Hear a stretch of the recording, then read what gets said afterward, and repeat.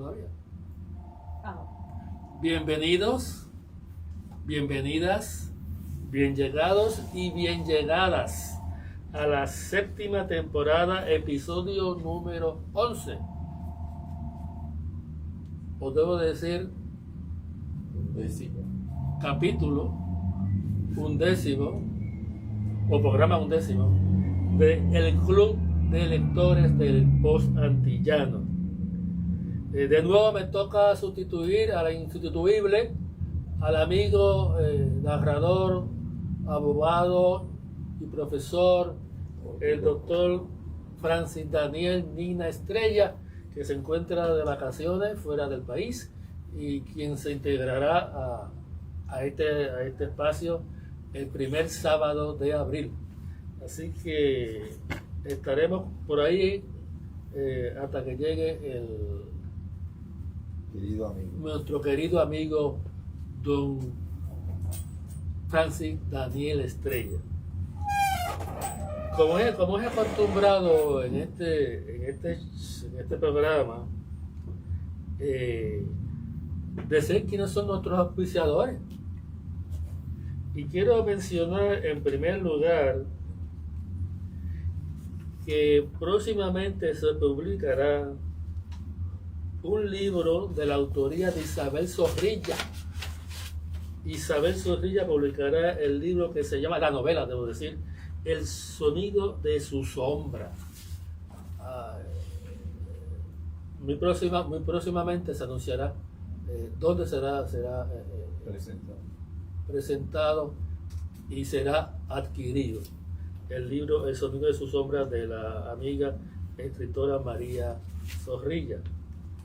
También queremos, como anuncio, con el permiso del invitado de hoy, que es un invitado de lujo, que tomemos estos minutos para decir quiénes son nuestros auspiciadores. También quiero anunciar la reedición del libro de Tere Dávila que se llama, si me ayuda la compañera María Miranda, que tiene un nombre muy peculiar. El fondillo maravilloso remix con 4 relatos nuevos, cuentos llenos de humor y crítica social disponibles en la librería Bookmark de San Patricio, Laberinto en el Viejo San Juan y La Esquina en Río Piedras. Esa es la hermosa voz de María Miranda, nuestra técnica de producción, y es la que está detrás de las cámaras. Tenemos también detrás de las cámaras como parte del público, y quizás haya escuchado su voz en algún momento, don Alfredo Bazat Morales, que fue el invitado del programa anterior, y lo invitamos como variación al programa porque lo invitamos como lector, no como escritor, aunque ha escrito poemas. Así que saludos y gracias por estar aquí al amigo como público, amigo Alfredo Bazat Morales, que está aquí. También María Miranda, hay otro libro hay un anuncio de Ana Marchena, que precisamente hoy, sábado 24 de marzo, habrá una noche poética, una noche de poesía en la Casa Dominicana, aquí en la calle Sagrado Corazón, la calle que rodea la Universidad Sagrado Corazón. A las 7 de la noche en la Casa Dominicana estará Juan Matos, invita a Ana Marchena. Y también quiero anunciar también una novela que ha estado por ahí mucho tiempo, que ha ganado muchos premios, de la amiga, de la muy querida, muy apreciada amiga María Zamparelli. María Zamparelli escribió un libro sobre los infortunios. El título es más o menos así: Los infortunios de María Moniz. Dígame, producción, si así se titula el libro correctamente. La novela histórica Los infortunios de Fátima Moniz. Fátima Moniz. María Zamparelli es la autora. María Zamparelli, el personaje principal se llama Fátima Moniz, y en la novela es la hija del conquistador, o mejor dicho, el descubridor, el alegado descubridor Cristóbal Colón. Esa obra fue reeditada, así que invitamos a su lectura. ¿Está disponible dónde, María? Para ordenar el libro, favor de llamar o enviar un mensaje vía WhatsApp al 787-360-6170, número de la escritora María Sanperetti. Repetimos nuevamente el número 787-360-6170, donde se realizarán las órdenes para entregar vía correo postal. Muchas gracias, María Miranda, por ese mensaje. Así que culminados los compromisos con los auspiciadores, vamos a lo que venimos. Está a mi derecha, y no siempre quiero decir que esté a mi derecha, quizás muchas veces esté más a la izquierda que yo. Circunstancialmente. Sentado a la derecha. Está Ebenezer López A Grullón. la diestra. Grullón. Ebenezer López, que tiene una obra vasta, profesor universitario, escritor de obras de texto en relación al derecho de los trabajadores puertorriqueños. Se ha destacado por sus roles en organizaciones que combaten el racismo y apoyan la igualdad racial. Así que bienvenido, don Ebenezer López. Querido amigo Irán, la verdad que es un privilegio compartir este espacio contigo y con la compañera productora y el compañero poeta y escritor. Así que es un privilegio compartir este momento y espero que podamos repetirlo en otros espacios. Hay muchos textos suyos que debemos discutir en este foro, en este espacio. Pero hoy venimos a discutir una lectura obligada.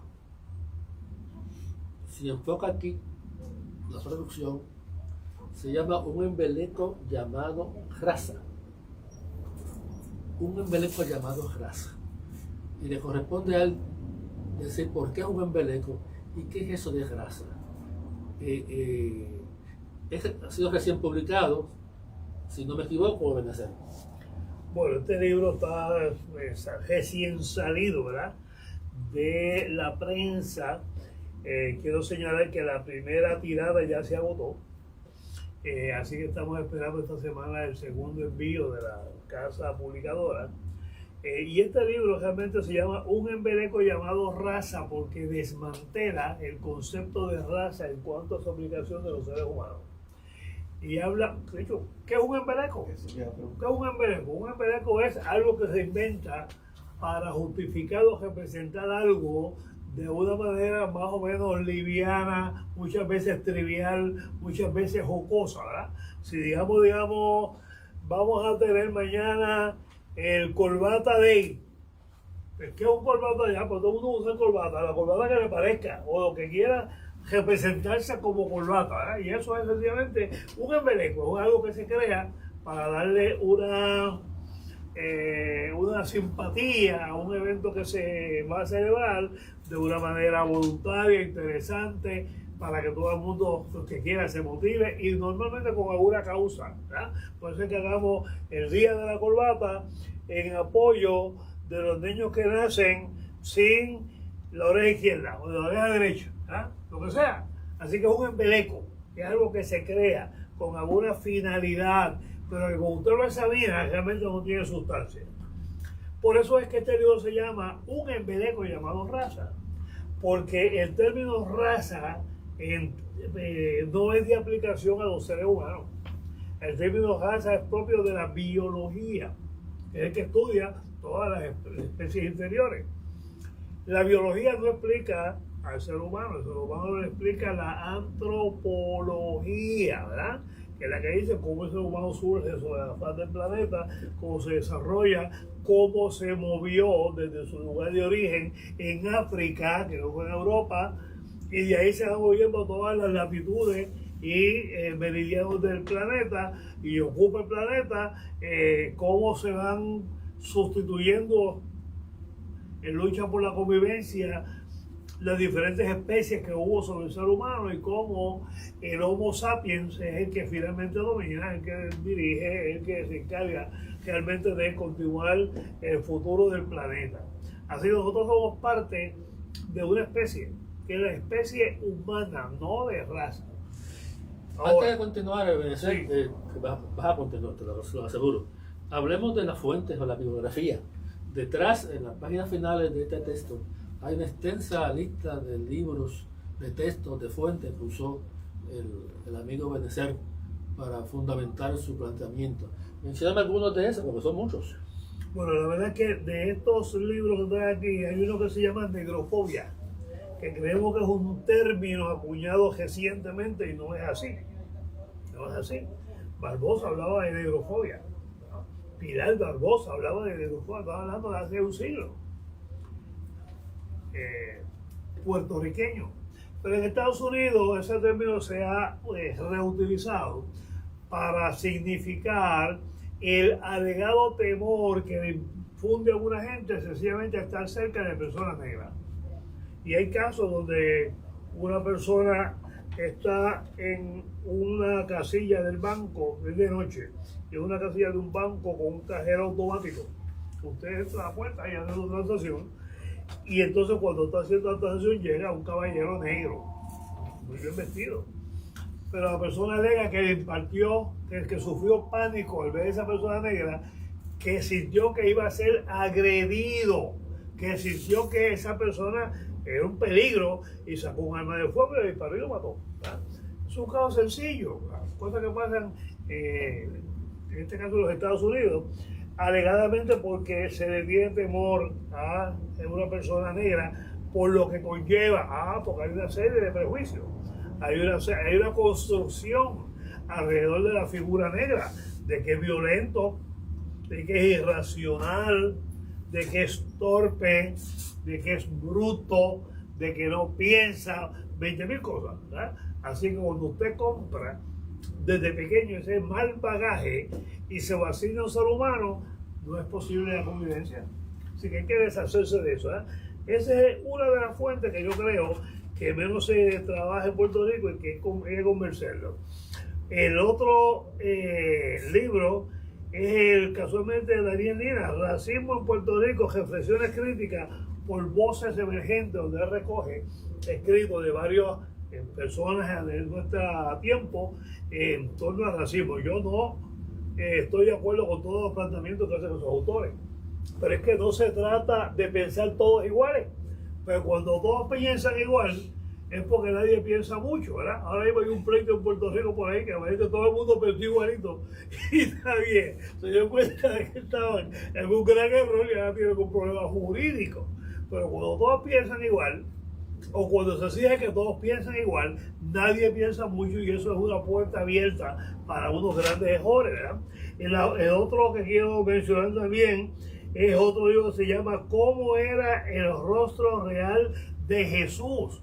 Nosotros, desde que estamos en la cura, nos dan la figura de un Jesús blanco, de un Jesús con pelo lacio, con ojos azules, un Jesús que realmente, yo no sé dónde sacaron esa imagen, la imagen y semejanza de quién, pues no es la mía. Si dice la Biblia que yo soy hecho a la imagen y semejanza de Dios, pues si es como yo, Quizás quiero el ser como Rubicondo Apolo, ¿verdad? Pues, así que son situaciones que nosotros tenemos que empezar a examinar, a reexaminar, eso de cómo era el rostro de Dios. Y los antropólogos que han reconstruido a base de información encontrada y una información deducida de fósiles, etcétera, entienden que el rostro de Cristo no podía ser blanco, ni mucho menos rubio, ni mucho menos de ojos azules, porque era producto de África, era una parte de África. Recuerden que Belén y todo esto, al fin y al cabo, es parte de África, la más alta, la más bajita, pero es parte de África, no es parte de Grecia, ni de Canadá, ni de lo que conocemos hoy día, ¿verdad? Así que esos estereotipos que nos han dado, que nos enseñaron a pensar que las cosas son de esa manera, es lo que nos mantiene en la situación de hoy. Vi también textos seminales, por ejemplo, la historia de la esclavitud en Puerto Rico de Luis Manuel Díaz Soler. Eso es un libro también que es una fuente obligatoria, ¿verdad? Para todo el que quiera discutir este tema, analizar, aprender este tema, que obviamente también está cargado de los prejuicios de su tiempo. Todavía habla de razas, ¿verdad? Y obviamente estamos hablando de 70 años atrás, donde hablar de raza era lo normal. Las Naciones Unidas hablaban de raza. La anterior Liga de las Naciones hablaban de raza, ¿verdad? Y eso eran las mentes más privilegiadas que tenía el planeta, buscando consenso, buscando paz, buscando un clima de sosiego, un clima de convivencia. Y hablan de raza. Don Jaime Benítez Resach, que fue presidente de la comisión que escribió la Carta de Derechos de la Constitución de Puerto Rico, ¿no? Persona muy ilustrada, muy avanzada, don Jaime Benítez Resach, y escribe raza. Y en la Carta de Derechos se habla, ¿verdad?, de raza. Y aquel profesor universitario que escribió Insularismo, Pedreira. Antonio C. Pedreira, en uno de sus desgraciados párrafos, dice que la confusión en Puerto Rico se debe a que hay fusión de razas. Así que, eso lo publicó allá, lo escribió en los años 30. Y volvemos con una persona de una mentalidad exuberante, o sea, con una gran capacidad de raciocinio. El problema es que no escapamos muchas veces a los prejuicios de nuestro nuevo tiempo. Ahora, pero, a lo que voy, que ya yo creo que mencionaste varias de las fuentes importantes de tu texto. Bueno, déjame mencionarte otro. Más? Sí, aquí hay un escritor que es de Egipto, ¿verdad? Es Diop Cheikh Anta, no se pronuncia así. Y él habla del origen africano de la civilización, ¿verdad? Mitología o realidad. Ahí él examina cómo surge la civilización y concluye incontrovertiblemente que la civilización comienza en África. Los seres humanos empiezan a desarrollarse, comienzan a crear cosas, comienzan a crear conceptos, comienzan a crear voces, idiomas, formas de comunicación, formas de hacer, ¿verdad?, los quehaceres diarios, formas de asegurar la subsistencia. Ahí se apoya una serie de ciencias, ¿verdad? Así que hay un sinfín de autores que plantean claramente que el ser humano nace en África, surge en África, se empieza a evolucionar desde África y se va distribuyendo por el resto del planeta, ¿verdad? Y eso que parece tan sencillo, es muy difícil de que algunas personas lo acepten, lo entiendan y que lo acepten. Así que podemos tener que seguir este tipo de conversatorio para seguir afirmando que el ser humano es una especie, no somos raza. Por tal razón no hay razas inferiores ni superiores, somos una especie. Y como especie estamos llamados a entender que somos diversos, unos más grandes o más altos y unos más bajitos, unos más gruesos y unos más flaquitos, unos más claros y otros más oscuros, unos con pelo largo, otros con pelo enrizado, unos con narices anchas, otros con narices perfiladas, como le llaman, ¿verdad? Pero eso es diversidad, eso no nos convierte en raza. Y de esa diversidad surge otra cosa, que es la creciente y continuo mejoramiento del ser humano. Así que te enfrentas a una situación difícil e intentar erradicar del lenguaje un paradigma, un vocablo que está bien afectado en el vocabulario, en la conciencia, en la psique colectiva. Te decía que don Pedro Piso Campo, antes de comenzar, hablaba de la raza iberoamericana, y inclusive la respuesta de muchos sectores afrodescendientes en Norteamérica era hablar de ellos como raza negra. Y en el caso de nuestros amigos y hermanos mexicanos en el suroeste de Estados Unidos, con mucho orgullo dicen la raza. Yo estuve con ellos en unas actividades como estudiante de Derecho, y con mucho orgullo dicen la raza Law Association, después de haber estado en una de sus actividades. Así que te enfrentas a una tarea muy Déjame difícil. comentarte, yo fui durante casi 10 años representante internacional, que quiere ser un empleado de una unión internacional, una unión obrera internacional en Puerto Rico. Y yo pues estaba contratado por esa unión en Estados Unidos, me pagaban muy bien, de hecho, muy buenas condiciones de trabajo.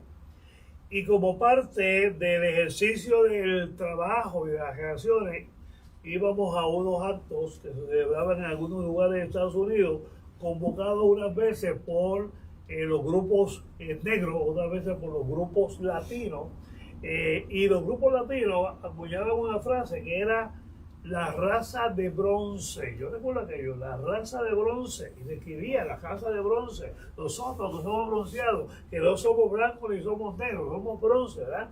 Y todo ese tipo de... Broncinio, sí. Todo ese tipo de conceptualización. Y en mi tiempo yo también conversé y compartí, ¿verdad?, en los principios. Obviamente pasa el tiempo, se enfrenta uno con otros pensamientos, con otros expositores, con otras informaciones, con otras doctrinas que lo queremos usar, y empieza a evolucionar también. Ya yo soy de atrás hace años, soy de raza de bronce, y cuando reviso mi literatura anterior, confirmo que yo, como todo lo demás, usaba la palabra raza como si fuese algo válido, como si fuese un término objetivo, pero descubrí que no, Aquí hay una me canción, convencí que no, hay una y por canción- eso insisto en eliminarlo de mi vocablo e invito a los demás que hagan lo mismo, reflexionen. hay una canción que canta nuestra Lucecita Benítez, soy de una raza pura. Pura y rebelde. Puede ser rebelde, pero no es raza ni es pura.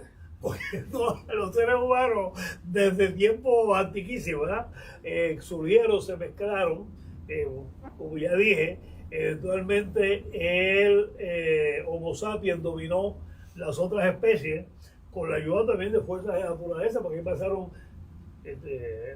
los tiempos de hielo, las eras de hielo y los glaciares y la cosa. Todas esas fuerzas, la cuestión es que el Homo sapiens es el que sobrevive y es el que domina, ¿verdad? Pero ni somos raza, ni somos puros, lo que puedo decir es rebelde. Ahí soy en controversia. Mira, la belleza del ser humano se duplica o se triplica mientras más se mezcla. Eso es lo que dice Eso es el así, ¿verdad? antropólogo. O sea, la diversidad de esta especie, de nuestra especie, Hay un libro que de se nuestra llama, etnia, o sea,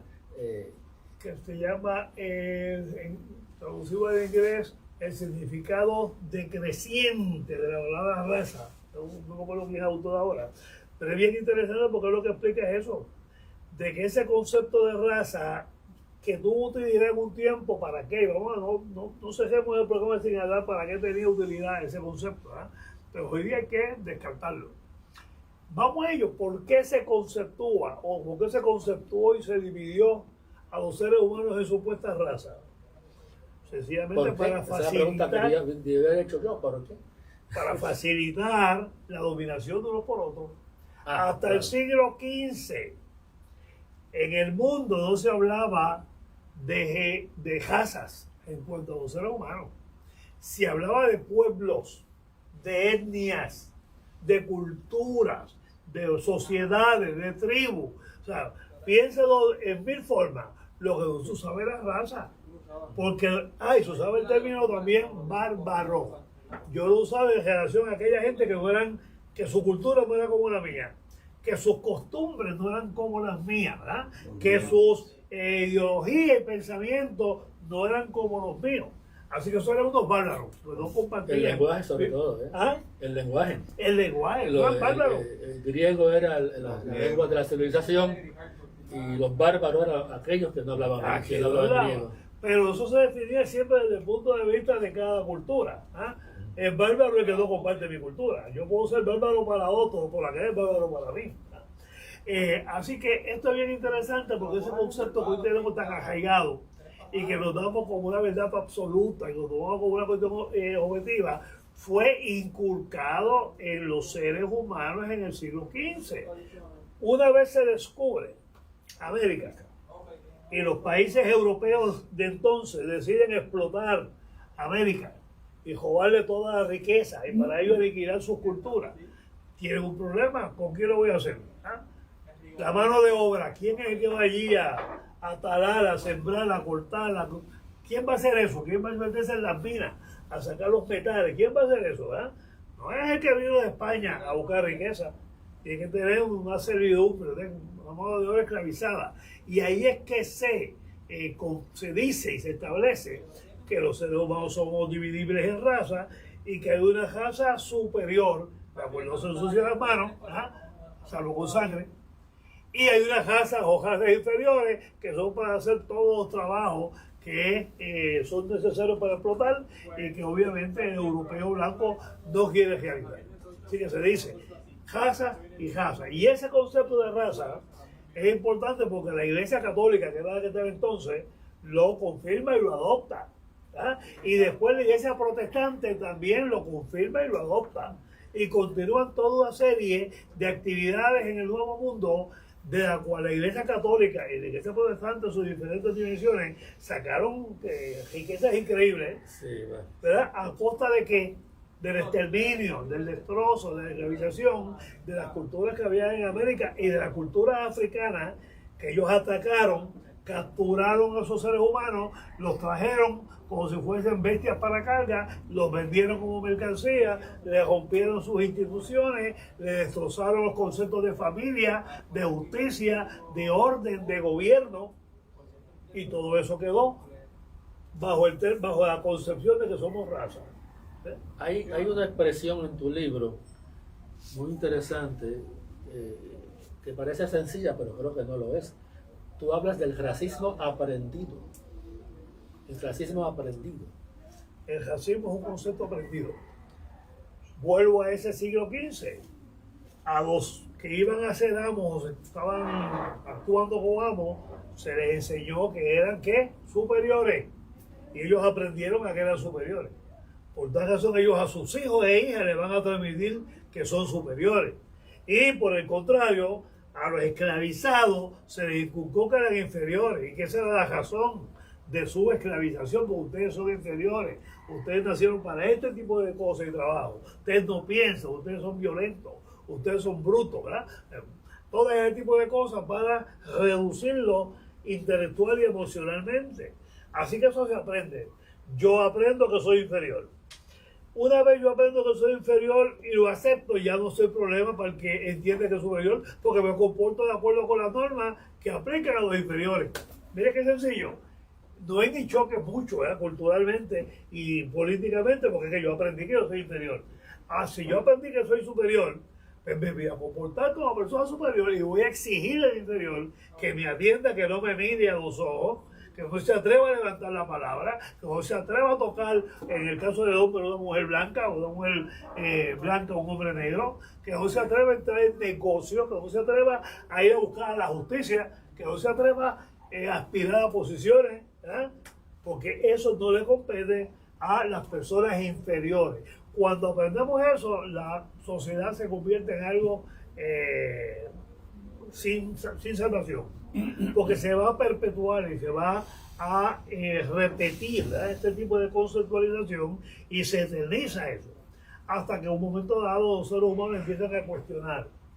Ya no es que las razas somos iguales, ¿verdad?, que fue el planteamiento que ha perdurado hasta nuestros días, que las razas somos iguales, que tenemos el mismo derecho, ¿verdad?, que vamos a buscar la equidad racial, que vamos a buscar la igualdad racial, como decía la comisión del Ilustre Colegio de Abogados que tú y yo pertenecemos y al cual defendemos, pero son conceptos que ya hay que superarlos. Una vez se pensó que la mujer era inferior al hombre, que la mujer no tenía capacidades como el hombre. ¿Sabe hasta cuándo? Hasta cuando las sociedades de los hombres escasearon por guerra, por enfermedad, por lo que fuera, y entonces las mujeres mágicamente quedaron dotadas de todas las habilidades capaces para poder coger la sociedad, ¿verdad? Y eso se ha visto en todos los países que han estado en guerra, donde sus hombres tradicionalmente son los que van al frente de batalla y se vacían las ciudades de hombres, las mujeres toman todas las posiciones, hasta los deportes. Así que son conceptos aprendidos. El sexo débil, ¿cuánto tiempo hemos estado recibiendo esta información de que la mujer es el sexo débil? Ya nadie ilustrado, ningún pensante va a decir ya que la mujer es un sexo débil. Pronto Eso no se le regresar- ocurre a nadie. Perdóname, el último ejemplo que voy a dar Sí. es los famosos incapacitados, ¿verdad? Antes una persona le faltaba un brazo o algo y era un incapacitado. Hoy día no, eso cambió.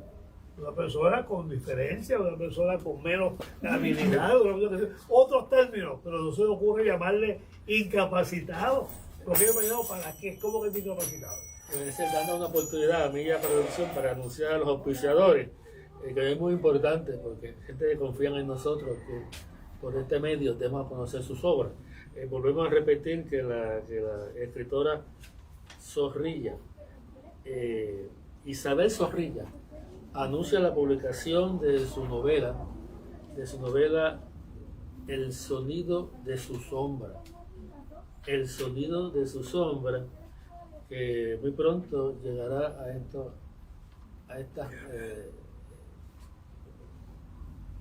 a estas librerías.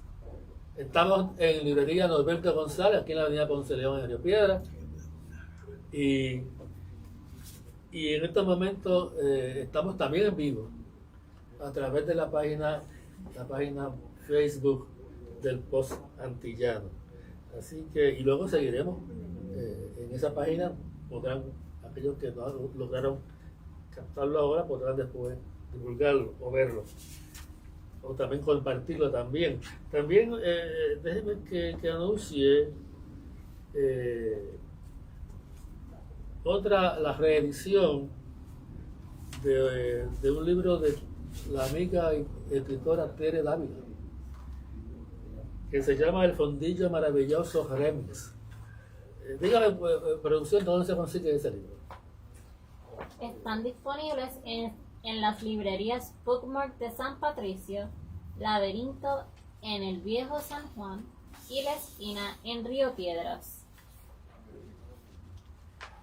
Y hay otro libro que también pertenece, una novela a María Zamparelli, que está en la segunda parte de los anuncios, que es sobre los viajes el anterior que anunciamos fue los infortunios de Fátima Moniz.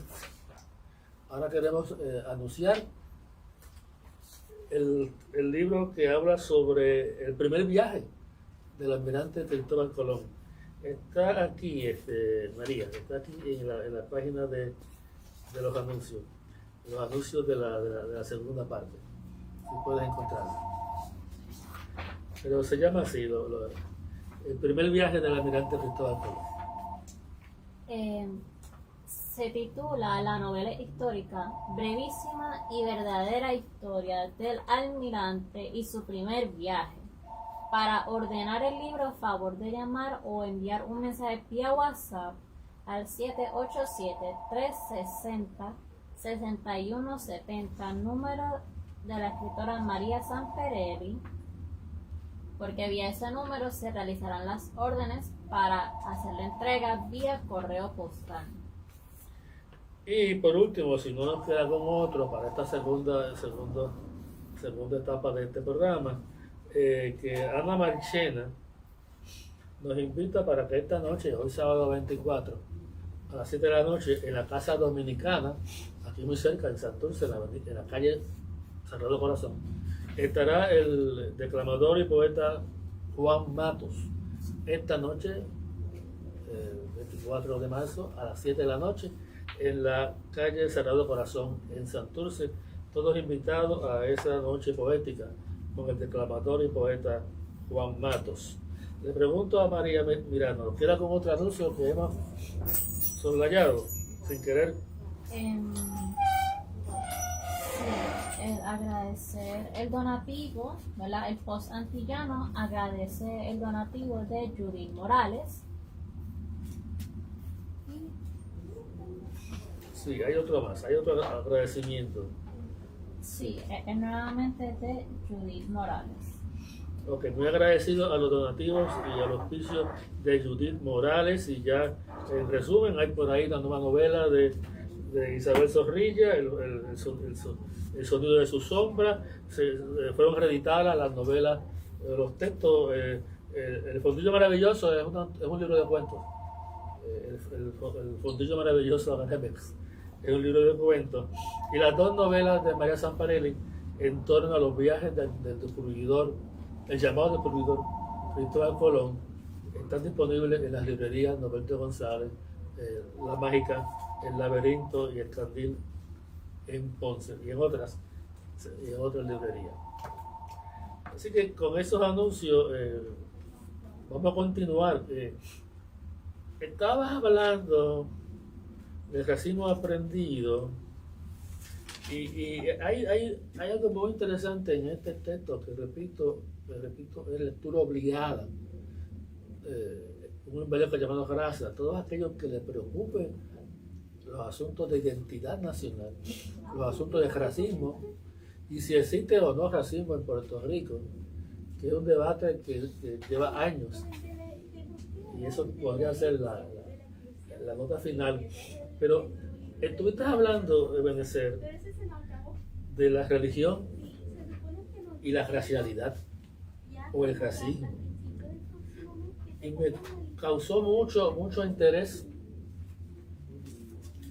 ver una cita de Martín Lutero, aquel individuo que a mediados o principios del siglo XVI inició la Reforma Protestante. Martín Lutero, y eso es otro de los temas o subtemas, hablaba del antisemitismo. Totalmente rabioso. Rabioso, porque era antisemita. Eso es así. Eso es así. La historia lo comprueba y hay infinidad de textos que encuadran a Martín Lutero como una persona altamente intolerante, ¿verdad?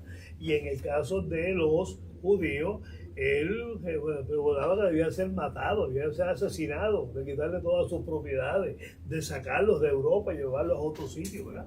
Así que ese tipo de cosas no encuadra, por lo menos en mi caso, que me crié bajo la óptica de la iglesia protestante, no encaja con la visión que yo tenía del protestantismo, que era un movimiento dentro de la iglesia católica que se separa eventualmente, ¿verdad? Porque entiende que eso iba por mal camino, como son las frases que sí se dice hoy, y que había una serie de cosas que había que reformular, reconceptualizar, que había que corregir en la relación del hombre con Dios y con la divinidad. Pero cuando usted descubre ese tipo de pensamiento de Martín Lutero, tiene entonces que cambiar su posición. ¿Lo puedes encontrar un momento? ¿Crees que lo Y yo encontrar? no voy a obligar a nadie, ¿verdad?, a que en ese sentido lo haga o no lo haga. Pero ciertamente es una situación terrible. Aquí está, por ejemplo, miren la página.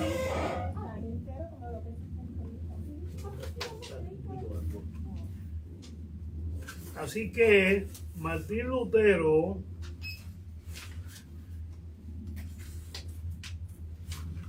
estaba presentando el libro Un embeleco llamado Raza, y en este momento el amigo de Benecer López está buscando una cita terrible de Martín Lutero que parece que la adoptó en algún momento 4 siglos después don Adolfo Hitler.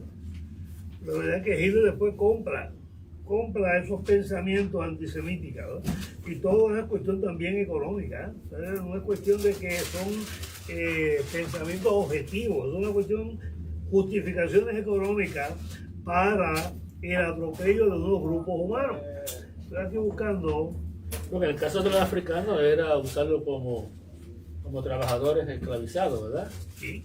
Y en el caso de los judíos, era para quitarle las propiedades. Y sí, pues, no lo usaban como esclavos en ese sentido, pero se planteaba que eran seres demoníacos y que tenían que ser eliminados, ¿verdad? Estoy buscando aquí, es que no quiero. Un segundito. Bueno.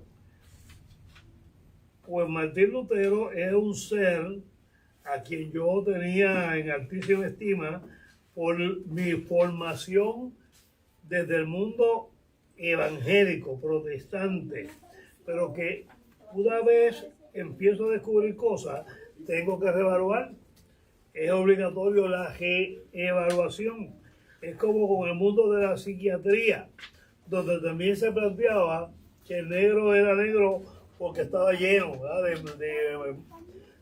estaba lleno de maldiciones, estaba lleno de espíritus malos, y que para sacarle esa negritud había que arrancarle arrancarle la piel a latigazo. Así lo dice específicamente una de las citas. Perdone que me encuentro Martín Lutero se enfrenta a una iglesia católica corrupta que había había abandonado los preceptos cristianos de su fundador o uno de sus iniciadores, ¿verdad? Aquel Jesús de Nazaret. Y es una iglesia católica que se enriquecía vendiendo indulgencia para que las personas evitaran el purgatorio o salieran pronto del purgatorio. Exacto, con la venta de indulgencias curaba su alma, sanaba su alma. Pero ¿qué es la indulgencia? Es el pago en dinero o su equivalente de una supuesta sanación en términos de sus pecados y de una reconversión. Así que yo creo que es importante que entendamos que el racismo es algo enseñado y en consecuencia aprendido. Digo, no es enseñado en un salón de clase, no hay que sentar a los niños y decirles somos inferiores. Entonces enseñaba a golpetazos, ¿verdad? A puntapié, con castigos terribles, sacándole la ceja para que le doliera, para que aprendiera, cercenándole miembros de su cuerpo. Así que así es que se compra enseñaba. el libro y verá esa nefasta frase de Martín Lutero. Y también, en la Biblia lo mencionas, hay unos episodios donde la Biblia propone y justifica el racismo. En la Biblia, sobre todo los descendientes de Noé. Uno de ellos, Cam, es maldecido por Noé. La Y su Biblia, maldición consiste en perder el color blanco de la piel. Porque baja al sur, al llamado continente africano. la Biblia es una fuente increíble, ¿verdad?, de información, de inspiración. Tiene sin fin de relatos que tienen base histórica, tiene otros que son inventados. Y esta cuestión de las tribus y de cómo Can era la personificación, ¿verdad?, de toda la cuestión de la negritud, pues eso tiene unas razones que podemos debatir. Ahora, lo importante es que la Biblia también se ha usado, y la religión como un todo, ¿verdad?, para justificar la agresión y la esclavización y la servidumbre, bajo color de que Dios lo quiso así. Yo imagino una familia muy cristiana, vamos a poner España, por decir un país, o de Portugal, que era el más racista y terrible de todo, ¿verdad? Una familia muy católica y que se persignaba por la mañana y por la noche, y antes de almorzar y de comer, ¿verdad?, iban a la iglesia X días y todo. Fabuloso. Pero tenían esclavizado, ¿verdad? Y los maltrataban, y los mataban, y los vendían, y rompían esa familia con la mayor tranquilidad, porque habían aprendido que eso no era malo, Ahora, en la que eso Biblia, era propio en la de los Biblia, seres superiores, hacer con los seres inferiores. En Deuteronomio, si no me equivoco, la Biblia le dice al amo cómo tratar al esclavo, que no puede ser injusto con el esclavo, ni ser muy y no tener una conducta maltratante con el esclavo. O sea, que de cierta manera la Biblia dice, puedes tener esclavos, lo que no te dejes maltratarlos. Oiga, qué cosa, no encuentro aquí ahora lo de Martín Lutero, pero está aquí en el libro, me van a perdonar que no lo encuentro de momento. Invitamos a cualquiera, esto lo repetimos, esto es lectura obligada sobre el discrimen racial, sobre el concepto de las razas, si existe o no existe razas. Fíjate que la conversación nuestra vuelve y refleja lo que hemos aprendido. Y es que tiene que ser así, porque lo aprendido está metido aquí, los poros de la intelectualidad, ¿eh? Hablamos de el discrimen racial. Si hablamos de racial es porque damos por sentado que existe raza, ¿eh? El discrimen político, damos por sentado que existe la política con unos bandos. El discrimen por nacionalidad, damos por sentado que existe nacionalidad. Pero en el caso de las demás, que pueden ser más o menos objetivos, pero en el caso de la cuestión de raza, ¿no? Porque eso sí que es una cuestión, un embeleco, eso sí que es una creación artificial para mantener en servidumbre, esclavitud y en desigualdad a una gran capa de la especie humana. O sea que de cierta manera, bueno, claramente adoptamos el lenguaje del enemigo.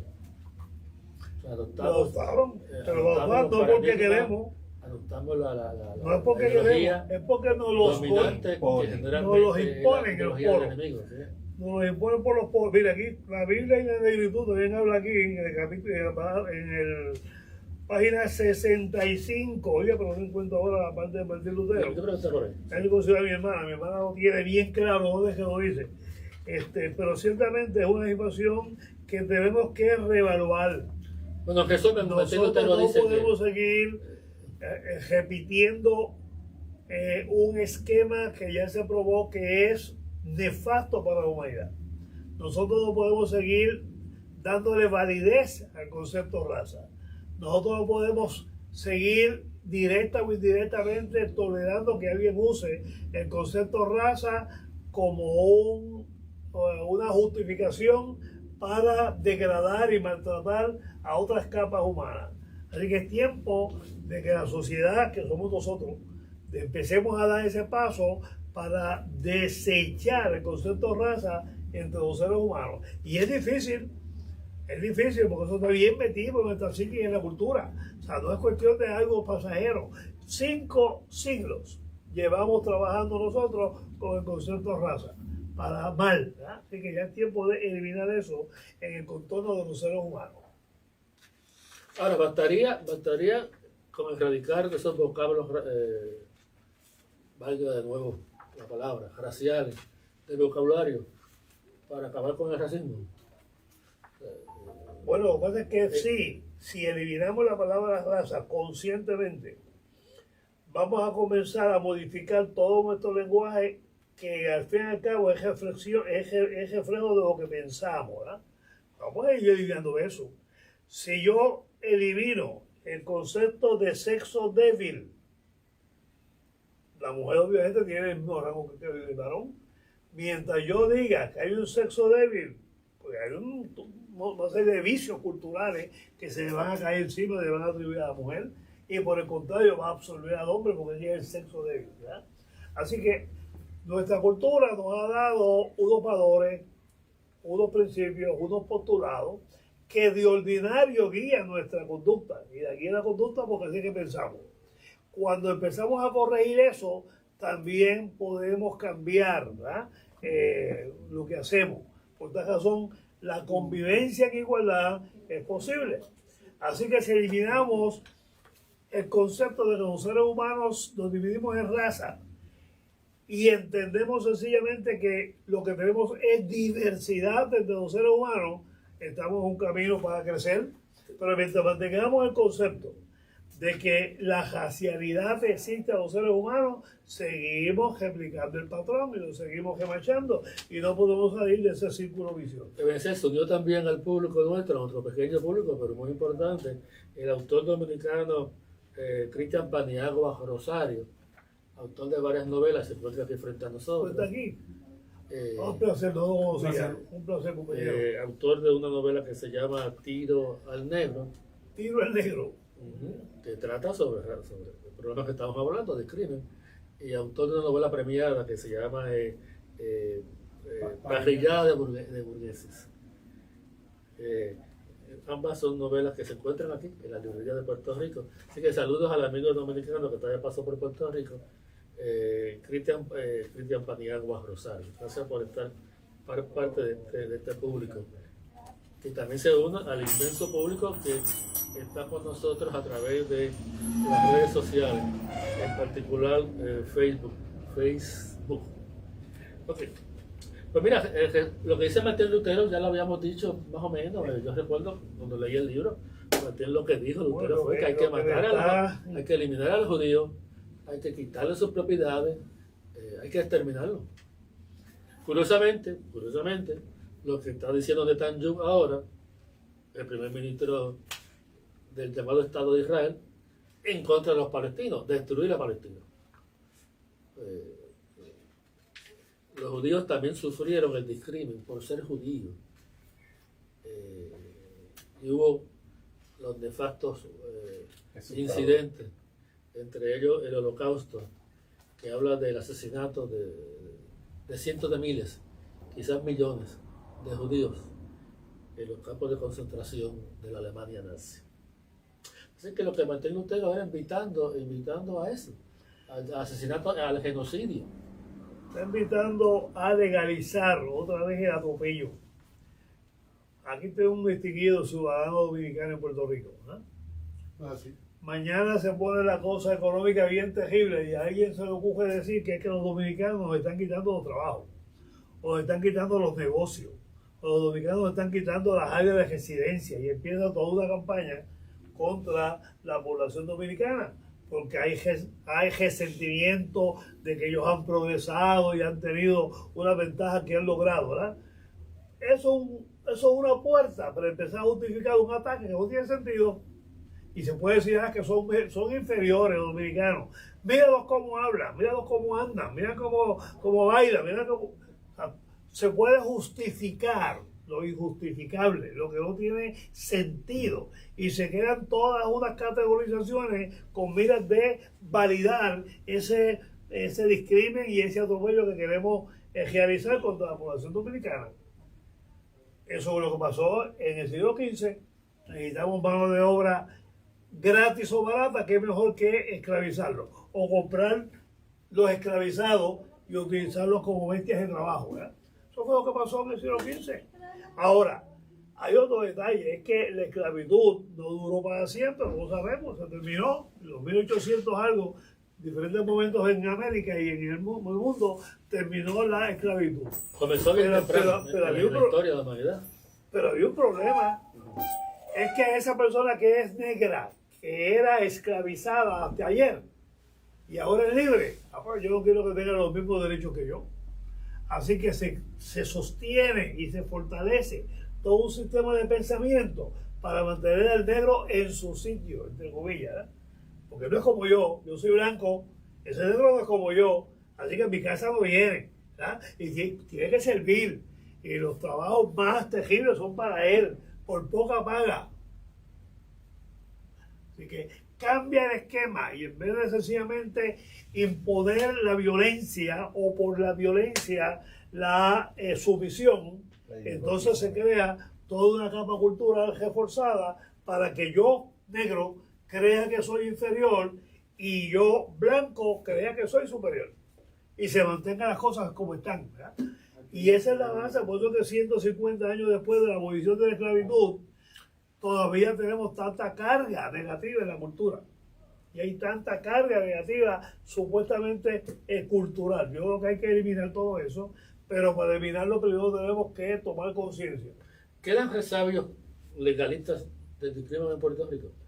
Ahora sí algo. Yo creo que sí. Discrimen contra sectores sociales. Queda mucho resabio, sobre todo en la mente de quienes juzgan y de quienes van y agarran al supuesto sospechoso y del que imputa y acusa, ¿verdad? Así que hay unas capas de nuestra sociedad donde la carga contra los seres humanos negros es bien grave. Yo tuve un tiempo que fui abogado litigante en lo criminal también, y recuerdo un caso en que yo iba a representar a una persona que tenía un nombre medio afrancesado, ¿verdad?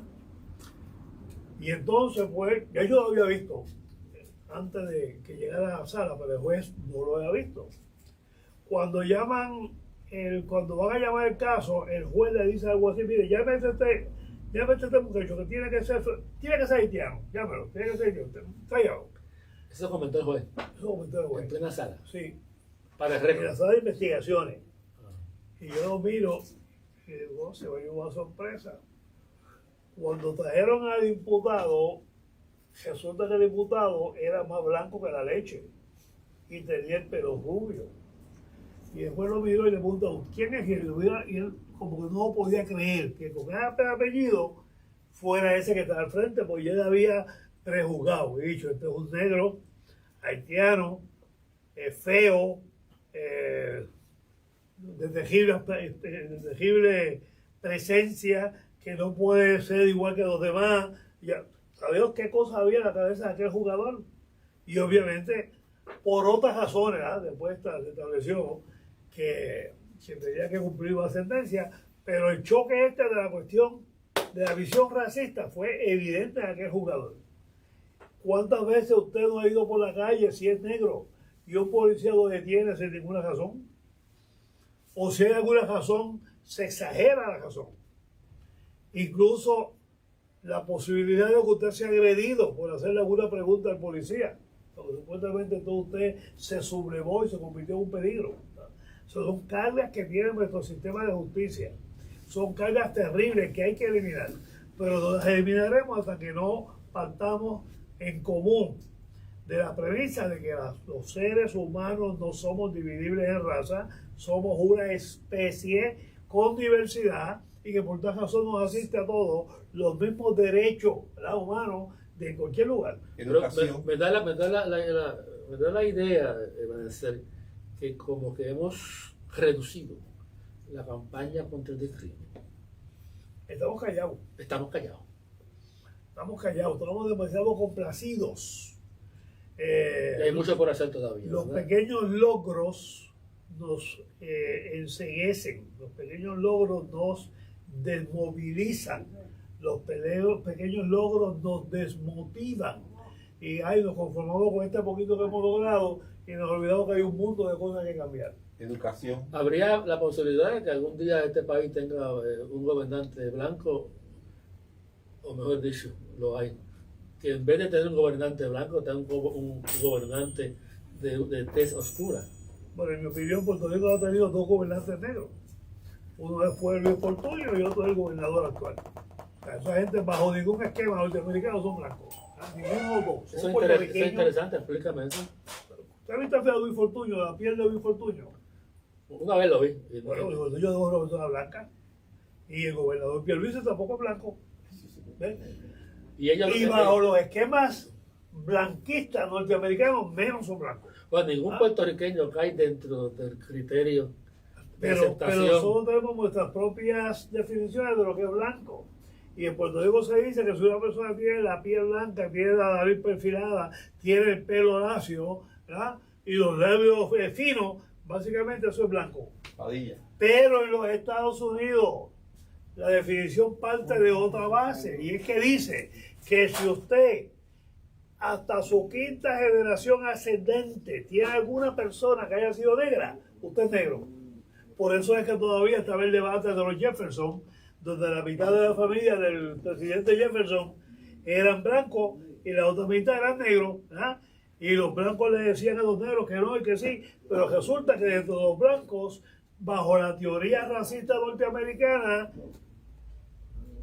bajo la teoría norteamericana, esos mismos blancos se dividían en grupos negros, porque tenían una gota o dos o tres gotas de sangre negra en su linaje, ¿eh? Así que son cosas absurdas que nosotros estamos heredando. Educación. ¿Dónde se consigue este libro? Tengo el gusto de decir que la primera tirada ya se agotó, pero a partir del miércoles espero ya que tengamos muchas copias disponibles y espero tenerlas aquí en esta librería de Alberto González. Tengo ya dos presentaciones ya, o una por lo menos. Bueno, es que muchos dos. Hicimos la primera en el Archivo General, En el que Archivo fue el General, que sábado fue otro a sábado. las 10 de la mañana. Exacto. Una hora muy difícil para muchos de nosotros. Y la verdad es que nos dimos cuenta que era muy difícil. Mucha gente que quería llegar no pudo llegar. Sí. Había un maratón y una serie de cosas. Ajá.